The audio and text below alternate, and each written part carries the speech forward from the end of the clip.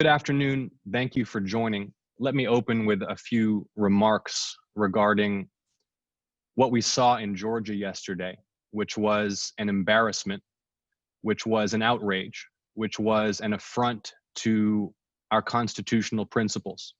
We had voters waiting in line for 6 hours. We had folks who were unable to vote because of the outrageous delays and malfunctions, the poor preparation at the state and county level. Many voters, as you know, did not receive absentee ballots timely, including my wife and I, who literally received our absentee ballots on election day. And it's just not good enough. There needs to be accountability at all levels. And the most important thing, and I want to make this extremely clear, is that every vote must be counted. Our assessment is that there are near or possibly in excess of 250,000 votes that have not yet been counted. Many of those are absentee mail ballots. There are also provisional ballots, military ballots, and other voters who may have been disenfranchised by events yesterday who must have their votes counted. And my campaign team and I will fight relentlessly to ensure that every single vote is counted, to ensure that every Georgia voter is enfranchised, to ensure that mass disenfranchisement cannot occur here in Georgia, and that the will of the people is upheld. And with that, I'm happy to answer your questions.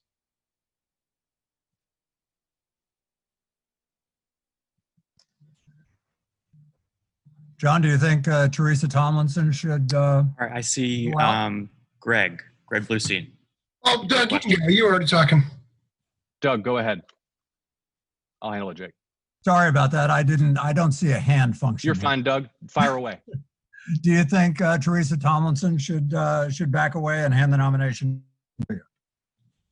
I'm not here to talk about that because it's far too early to talk about outcomes. We don't know what the outcome is because there are hundreds of thousands of votes that remain uncounted. And the point today, and the only point, is that my campaign team and I are going to fight to ensure that every single vote is counted. Again, there are hundreds of thousands of votes that remain to be counted. So until those votes are counted, it's not the time to talk about outcomes. So let me piggyback on that, John. And so if we're going a few days, because the DeKalb County just said they have 120 or 130,000 votes still not counted, will you wait to declare whatever you're going to declare, victory or a runoff or whatever, until, I mean, this could, as we saw with Stacey Abrams' race, this could be weeks.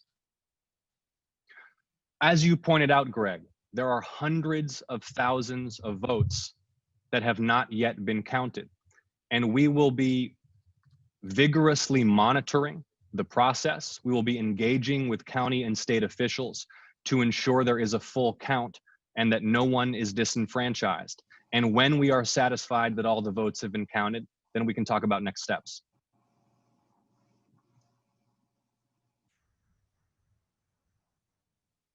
Hey, John, it's Archit with Nexstar Media Group. What is your message to voters for the runoff or in November, given what happened? A lot of people frustrated waiting in line. What do you want to tell those people that perhaps did not get to cast their ballot and just left? Thank you. And Karen, I saw your hand as well, and we'll come to you next. Look, here's the bottom line. We're in a situation right now where hundreds of thousands of votes remain uncounted. We're in a situation where many more may have been disenfranchised by the scandalous conduct of county and state election officials yesterday. And we are going to fight to ensure that every single vote is counted. It's too early to talk about outcomes. It's too early to talk about other elections. The point is that we don't know what the results are here yet because there are hundreds of thousands of votes not yet counted. And my campaign team and I are going to fight relentlessly to ensure that every vote is counted. We will not tolerate mass disenfranchisement of the people of Georgia. We have a team that is prepared to go to great lengths to ensure that every single vote is counted, and county and state officials should be on notice that we're watching carefully and that we expect every vote to be counted. We expect to have an accounting from state and local officials about how many ballots have not yet been counted. And we also expect there to be investigation of how many may have been disenfranchised because they didn't receive their absentee ballots or because they were unable to vote yesterday. What happened yesterday was an outrage by any standard. It was a violation of the fundamental principles of our democracy.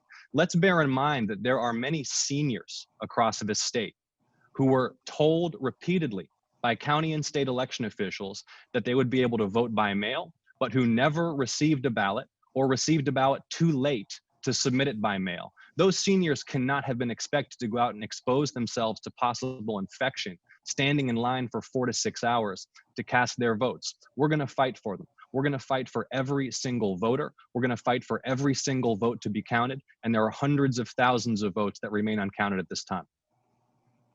Have you talked to Stacey Abrams at all, John? And what do you see as the problems with the Secretary of State's office and with the counties? What were the problems? Was it not training the workers? Was it the machines weren't in place? What did you notice as problems? It was a comprehensive failure, Karen, by state and county officials. And I have to say that I was particularly disgusted that our Secretary of State refused to take any personal responsibility for a debacle that was clear to anybody watching it. What happened yesterday was an outrage. And what the state of Georgia and county election officials must do now is to uphold the franchise for all of those hundreds of thousands of voters whose votes have not yet been counted, and to discover who may have been disenfranchised and whose votes need to be sought out so they can be included as well. Have you talked to Stacey Abrams at all? We've exchanged messages. And the extent of that, can you share that with us? Well, I have great respect for Stacey and for the work that Fair Fight does to defend the franchise here in Georgia. Their ongoing litigation, their ongoing efforts are a huge help to all those who cherish suffrage and the franchise and voting rights here in Georgia.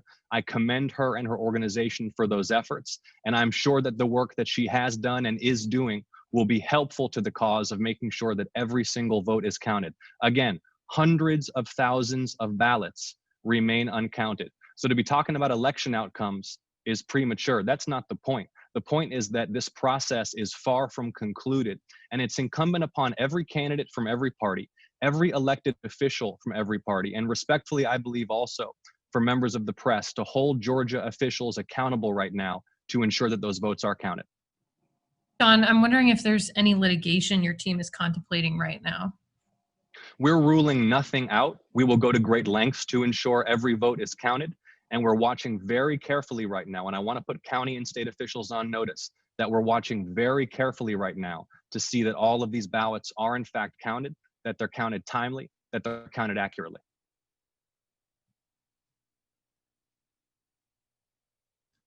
Recognizing that there were issues yesterday, is there any part of you that is pleased about how well you did yesterday? Doug, you know, as tempting as it is to wade into that, I'm really not here to discuss the numbers, the outcomes, who's on top and who's not. And whether folks voted for me or voted for somebody else, I'm going to fight to make sure their votes are counted. Hundreds of thousands of ballots remain uncounted, and we need to make sure this process is seen to its fruition, to the satisfaction of the people of Georgia, such that every voter's rights are protected. This is Ben Nadler with the Associated Press. If there is a runoff in August, do you have any confidence that the state and county election officials can get their act together and have a better outcome with, you know, a little over 2 months before that is set to happen? It's the responsibility of Georgia's Secretary of State to fully own and account for yesterday's failures, not to try to shift blame to others. And there surely is blame to go around in all jurisdictions and at all levels. But this state's chief elections officer clearly failed the people of Georgia yesterday in his most sacred and essential duty. And so to answer your question, Ben, it's now his obligation and his responsibility to put forward a comprehensive plan to ensure that nothing like this can ever happen again, and to ensure that the failures of yesterday are mitigated to the greatest extent possible by making sure every single ballot not yet counted is counted. And John, what sort of, I guess, reform are you looking at as far as voters going to the polls? This is clearly an ongoing Georgia issue. They got new machines. Those didn't work. What's the answer? What's the solution that you would push for? Look, this is the most fundamental responsibility of state and local government.